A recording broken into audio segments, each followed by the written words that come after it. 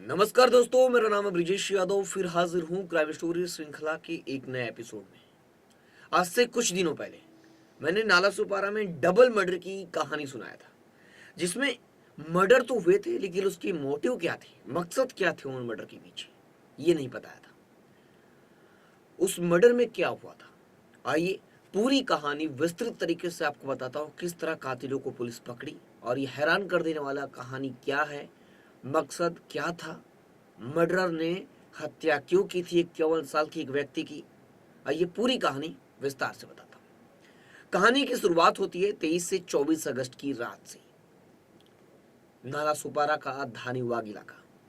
धानीवाग इलाका अपने आप में एक बहुत बड़ा इलाका है। उससे कई इलाके सटे हुए हैं धानीबाग से, जैसे संतोष भवन है, धानीबाग है, विलालपाड़ा है, समेत कई इलाके जो काफ़ी पॉपुलेटेड है, यानी यहाँ की जनसंख्या काफ़ी है और एक से सटे दूसरे घर हैं, यानी स्लम है, झोपड़पट्टी है और यहाँ पर भारी तादाद में लोग रहते हैं। एक एक घरों में 10-10 से 5-5 लोग रहते हैं। अब वहीं पे धारीबाग का जो इलाका है वहाँ पर एक चौल है, घरतवाड़ी। घरतवाड़ी इलाके में एक चौल है और यहाँ पर क्या है कि वसई विरार नाला सोपारा एक डेवलपिंग क्षेत्र है। यहाँ पर काफ़ी कार्य चल रहे हैं जो डेवलपमेंट के। तो जो वसई विरार नाला सुपारा है, यहाँ पर रीडेवलपमेंट और जो चौली बिल्डर्स हैं ये काफ़ी एक्टिव हैं और काफ़ी लोग जो काम करते हैं, यानी उनका बिजनेस ही, व्यवसाय वही है कि चौली बनाकर बेचना, घर बेचना।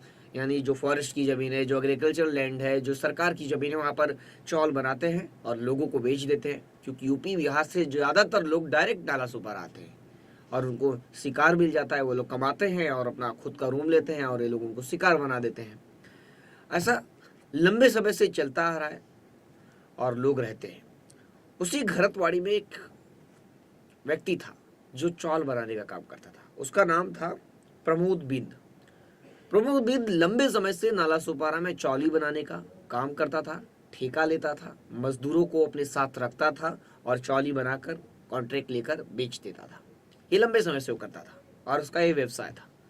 लेकिन अचानक 23 अगस्त और 24 अगस्त की रात उसके साथ क्या होता है ये कुछ पता नहीं चलता है। घरतवाड़ी धानीबाग के इलाके में उसका एक घर है और जो चौल है उसका लगभग वहाँ आसपास के रूम जो खाली हैं, लेकिन एक रूम में वो रहता था। रात में लगभग 8 से 9 बजे वो घर आता है। लोग बताते हैं कि वह 6 बजे, वसई विरार नाला सुपारा में क्या होता है या मुंबई में आसपास, यहाँ पर 6 बजे जो मजदूर है वो काम करते हैं, उनके बाद उनकी 6 बजे के बाद छुट्टी हो जाती है। उसके बाद जो सैलरी कॉन्ट्रैक्टर या ठेकेदार बांटते हैं, उसके बाद वो घर चले जाते हैं और ठेकेदार भी फ्री हो जाते हैं और वो भी घर लौटते हैं अपना जो भी है सामान लेकर या खाना जो भी रात में बनाना है। तो उसी तरह प्रमोद बिंद के साथ भी हुआ।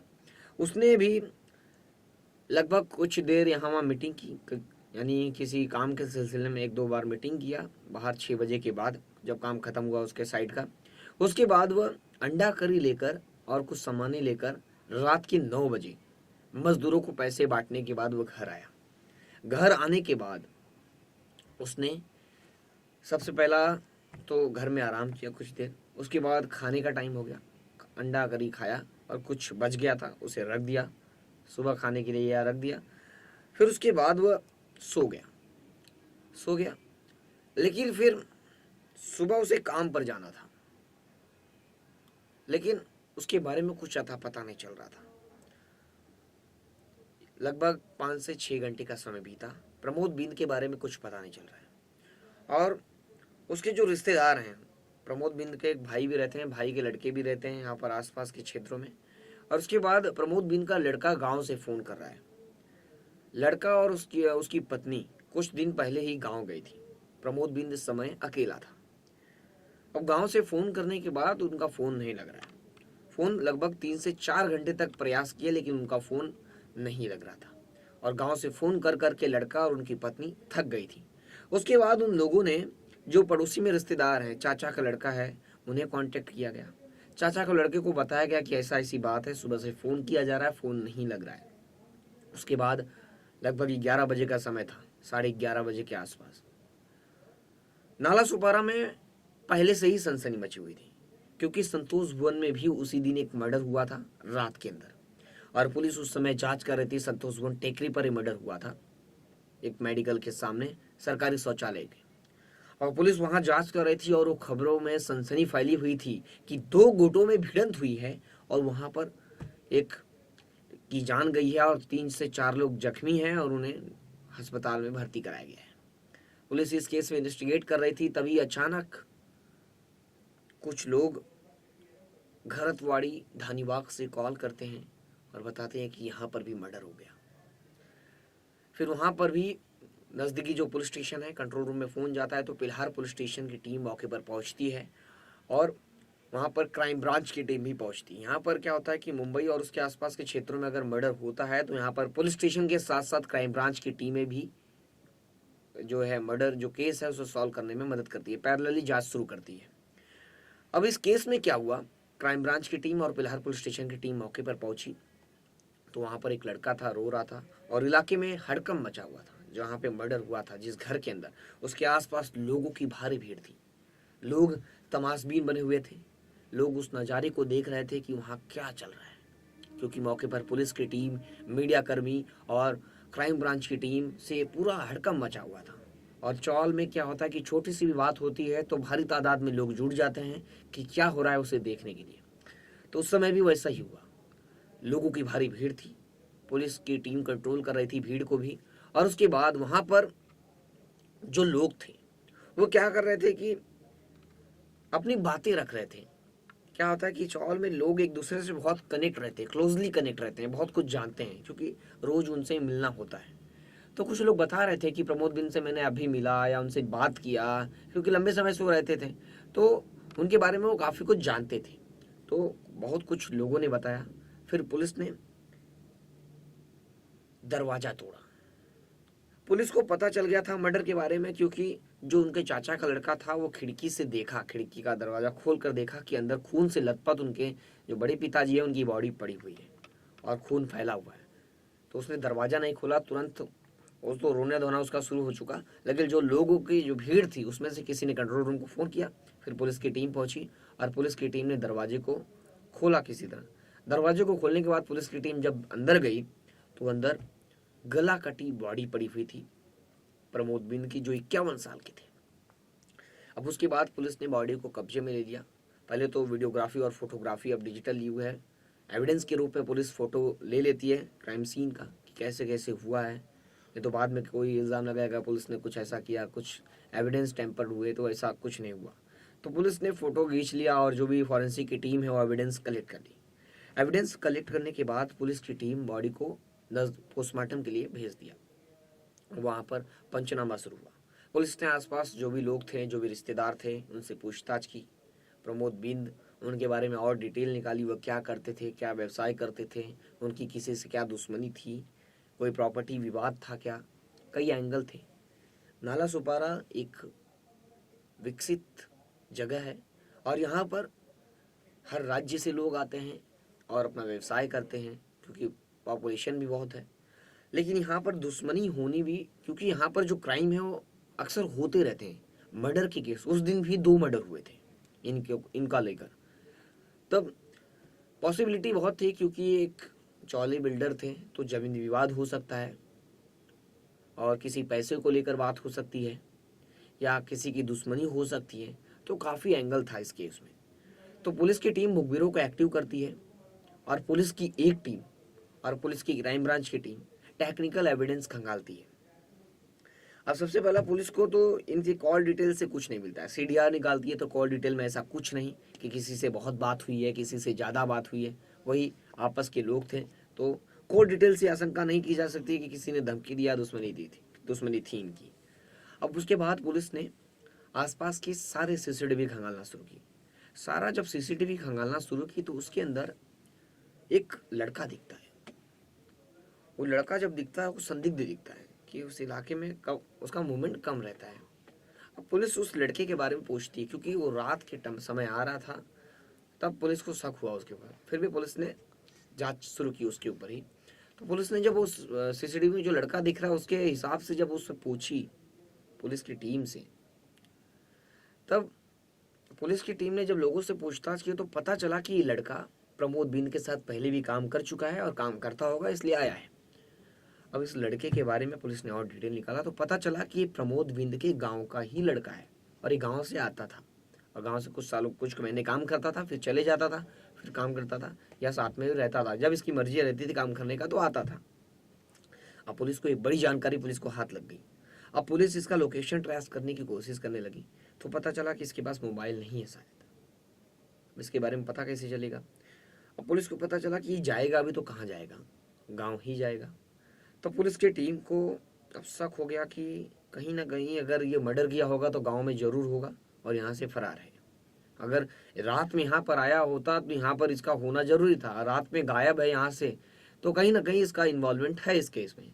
तो पुलिस की टीम, जो क्राइम ब्रांच की टीम है, जो क्राइम ब्रांच यूनिट 3 की टीम है, जिसको प्रमोद बड़ाक के जो सीनियर पीआई हैं उनके अंडर जो ये टीम बनाई गई है, गठन की गई है, उनकी पूरी टीम जाती है वाराणसी। उत्तर प्रदेश के वाराणसी की एक टीम जाती है और वहाँ पर उसकी तलाश करती है। पुलिस पहले उसके बारे में डिटेल निकालती है तो पता चलता है उसका नाम समीर है। समीर बिंद उसे बुलाया जाता है, या उसका एक और नाम है जो ओरिजिनल नाम है समीर बच्चालाल बिंद। शमशेर बच्चालाल बिंद वो लड़के का नाम पुलिस को पता चल गया। हाँ, पुलिस उसके गांव जाती है। प्रमोद बिंद का एड्रेस जो गांव का होगा वही एड्रेस उसका भी होगा। तो पुलिस उसके गांव जाती है और गांव जाकर वहां पर मुखबिरों को एक्टिव करती है, सादी वर्दी में ट्रेस करने की कोशिश करती है वो लड़के का घर कौन सा है और जाल बिछाकर उसे दबोच लेती है। दबोचने के बाद टीम, क्राइम ब्रांच की टीम उसे लेकर तुरंत मुंबई रवाना होती है और यहाँ बिल्हार पुलिस स्टेशन को सौंपती है और यहाँ पर इसका इंट्रोगेशन अब शुरू होता है। इंट्रोगेशन में सबसे बड़ा सवाल ये था कि उसने इस हत्याकांड का क्यों अंजाम दिया, उसका मकसद क्या था। 51 साल के प्रमोद बिंद के साथ उसकी क्या दुश्मनी थी। तो एक हैरान कर देने वाली कहानी सामने आई जो हर युवाओं को सुननी चाहिए, जो आजकल हो रहा है। और काफी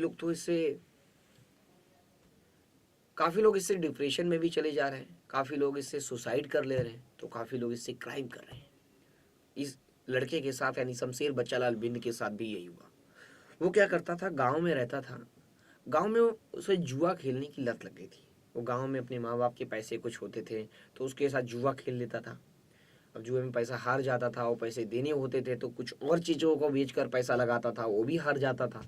वो कर्जे में बढ़ता जाता था और परिवार का प्रेशर बढ़ता जाता था। परिवार में झगड़ा होता था उसको लेकर, उसको बाहर फेंकते थे, भगाते थे, माँ बाप मारते थे, तो वो फ्रस्ट्रेट हो चुका था। अब उसे जुआ खेलने की लत भी लग चुकी थी। उसे लगता था कि जुआ खेलने से ही पैसा आएगा और अमीर बनने का और पैसा आने का रास्ता भी जुआ है। आजकल आप लोगों ने कई ऐप है जो मोबाइल में चल रहे हैं, चाहे मोबाइल में या ऑफलाइन, हर जगह जुए के अड्डे खुले हुए हैं। मोबाइल तो और बड़ा जुए का अड्डा बनता जा रहा है दिन पे दिन। कई एप्लीकेशन हैं जो खुलेआम जुआ खिला रहे हैं और बच्चों को इसकी लत लग रही है और वो किसी हद तक जाकर पैसे को लान रहे हैं और विनिंग करने की कोशिश कर रहे हैं, लेकिन ऐसा नहीं हो रहा है। फिर घर से वो उसे भगा दिया जाता है क्योंकि लगातार वो घर का पैसा और जो कमा रहा है वो जुए में लगा रहा है। उसके बाद वो सूरत जाता है। सूरत में उसके कुछ रिश्तेदार रहते हैं, काम करते हैं, तो सूरत जाता है, वहाँ पर कुछ दिनों काम करता है। कुछ पैसे उसे 1-2 हफ्ते के पैसे मिलते और उससे पैसे से जुआ खेल देता। अब जुआ खेलने के बाद अब कहीं भी आप रहोगे, किसी के रिश्तेदार के साथ भी रहोगे तो वहाँ पर उसे खुराक ही देनी पड़ती है क्योंकि जिसका खा रहे उसे भरना भी पड़ता है मंथली। तो पुलिस की टीम के बारे में ये पता चलता है पुलिस की टीम को। उसके बाद पुलिस की टीम और उससे पूछताछ करती है कि उसके साथ आगे क्या हुआ। तो पता चलता है कि जो लड़का है उसे और रिश्तेदारों ने भी पैसे के लिए भगा दिया। पैसे मांगने के चलते वो फ्रस्ट्रेट हो गया था कि अब रिश्तेदार भी पैसा मांगने लगे क्योंकि वो जो कमाता था वो जुए में लगा देता था। अब वहाँ से उसे भगा दिया जाता है तो वो रात में सूरत से बोरीवली के लिए ट्रेन पकड़ता है। बोरीवली के लिए ट्रेन पकड़ता है और बोरीवली आता है, फिर उसे नाला सोपारा के लिए ट्रेन पकड़ लेता है, लास्ट ट्रेन विरार के लिए। फिर यहाँ नाला सोपारा उतरता है और जो उसके रिश्तेदार हैं, जो कॉन्ट्रैक्टर हैं प्रमोद बिंद, उनकी घर आ जाता है रात में 9-10 बजे आता है। वहाँ पर आता है और उसके बाद वहाँ पर प्रमोद बिंद अंडा करी लेकर आए थे। उसे बोलते हैं, रात में पहुँचता है, बोलता है मुझे काम करना है, मुझे पैसों की ज़रूरत है। तो बोलते हैं सुबह देखूंगा, अभी अंडा करी है, खा ले और सो जा। लेकिन उसके मन में कुछ और चल रहा था। अब क्या चल रहा था ये काफ़ी हैरान कर देने वाला था। वो अंडा करी तो खाता है और सोता भी है, लेकिन अचानक रात में और उसके मन में जो चल रहा था वो काफी खौफनाक था। किचन में पड़ा एक चाकू उठाता है और प्रमोद बिंद के गले में वार करता है, और वार करने के बाद उसका गला काट देता है। और प्रमोद बिंद एक हट्टे कट्टे आदमी थे और एक लेबर कॉन्ट्रैक्टर थे और काफी शक्तिशाली थे। उन्होंने जब चाकू मारा तो उसके चाकू का कुछ फर्क नहीं पड़ा, उन्होंने काफी डिफेंड करने की कोशिश की, उसे काफी रोकने की कोशिश की, लेकिन अब उसके हाथ में चाकू था। वो चाकू से लगातार वार करते करते करते उन्हें घायल कर दिया और वो बदहोश हो गए। उसके बाद चाकू से उनका गला काट दिया। अब उसने ऐसा क्यों किया, ये सबसे बड़ा सवाल है। पैसों के लिए, पैसे तो कमा भी सकता था, जो रोज चल रहा है उसके वो भी कर सकता था, कमाता खाता खेलता। लेकिन उसने क्या किया था कि वाराणसी में जब उसके माँ बाप भगाए थे, वो सबसे बड़ा रीजन ये था कि उसके पिताजी की एक बाइक थी जो 26,000 के लिए वाराणसी में वो गिरवी रख दिया था बाइक, 26,000 लेके, और वो जुए में हार गया था। अगर वो बाइक लेकर घर जाएगा तभी जा पाएगा, और उसके पास पैसे नहीं थे। तो सोचा था कि घर जाऊं, लेकिन घर जाने के लिए 26,000 रुपये चाहिए जो बाइक छुड़ाने के लिए। अब बाइक छुड़ाने के लिए वो सोचा कि प्रमोद बिंद जो है वो कॉन्ट्रैक्टर हैं, उनके पास पैसे होंगे। तो रात में गया, उनका गला काटा और 26,000 रुपये लेकर गांव के लिए रवाना हो गया। सोचिए, मात्र 26,000 रुपये के लिए एक बेकसूर व्यक्ति प्रमोद बिंद की जान चली गई। वो भी जुए की एक लत ने एक व्यक्ति की जान ले ली और इसे एक क्रिमिनल बना दिया।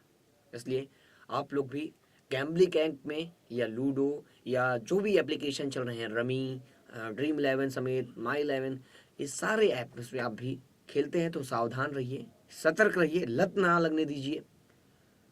इसलिए आप भी इस क्राइम से कुछ सीखिए। फिर मिलूंगा एक नई कहानी और एक नए केस के साथ। तब तक के लिए जय हिंद, सावधान रहिए, सतर्क रहिए।